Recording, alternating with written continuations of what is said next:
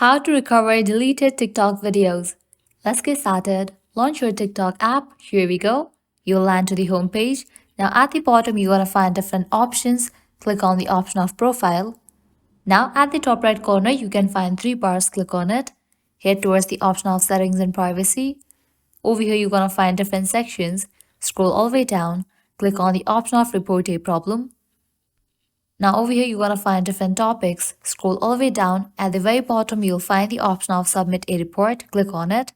Now over here, you have to explain about the issue that you have accidentally deleted some of your TikTok videos and now you want to retrieve those videos. After you explain it, if you do have screenshot of those videos, you can upload it.